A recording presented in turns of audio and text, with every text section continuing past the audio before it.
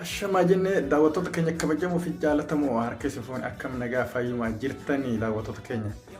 Meegaa fi deebii takka xinxalaa siyaasaa Jawaar Mohaammed wajjin goonaa. Jawaar Mohaammed jechuun hayyuu Oromoo beekamaa yeroo ammaatti akka addunyaatti barbaadamaa jiru jechuudha. Akkasuma kan Abiy Ahmed reefachiise Abiy Ahmed halkaniif guyyaa of wallaalee maraatuu fi maal keessa akka jiru Abiy Ahmed beekamoo akkuma agartan kana jiru. Mee Jawaar Mohaammed gaafa kan si gaafadhaa dhiyee. Mee Jawaar Mohaammed namoonni jechuudha fakkeenyaaf qabsoo Oromoo keessatti yeroo baay'ee kasaaraa jiran. Qabsoo Oromoo keessatti akka malee kasaaraa jiran. Namoonni kun namoota akkam jetteeti. Mee fakkeenyaaf dhaabni tokko yoo maal godhe uummata Oromoo bira faayidaa argata.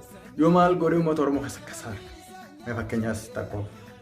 Kana irratti mee digaafii maal jette? Fakkeenyaaf dhaaba akkamiitiitu uummata Oromoo biratti faayidaa qaba. Akkami kasaaree gandatti fi gandaraan gala. Ifindi mee karatu waan takka jeesin jenna Jawaar Mohaammed. That is quality leadership.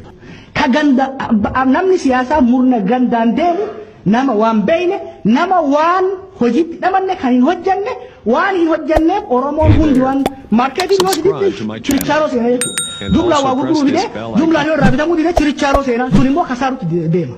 Abbaa meedha fudhadha Oromoo keessatti dhaloonni itti aanu dhaggeeffadha. Oromoo keessatti hogganaan siyaasaa gandaan maaliin Oromoon qooda jedhu in oolan bula malee kasaaree jooniyyaa qabatee galu ta'a.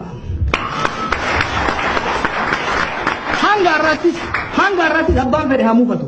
Warri kasaaree warra gandaan qalqalloon qabatetu qalqalloon kasaaree kan Egaa Jawaar baay'ee galatoom dhugaa keetti dhaabni gandaan deemu gandumatti gala. Kanaaf warroonni gandaan kaatan akka gandatti gala kabajaan isin dhaabne isin jenna. Kanuma daawwattoonni kabajamoo yeroo biraa gaaffii deebii akka waliin goonus Jawaar nuuf hayyamee ture. Amma kanuma nagatti jennaani haa galatoomu Jawaar Mohaammed. Akkasii warri YouTube kana subscribe godhaa. Harkisiin dhukkubuutti fi subscribe godhi like share godhi. Akkasii gaa kanuma gaaffii deebiin keenya itti waartan jenna mana.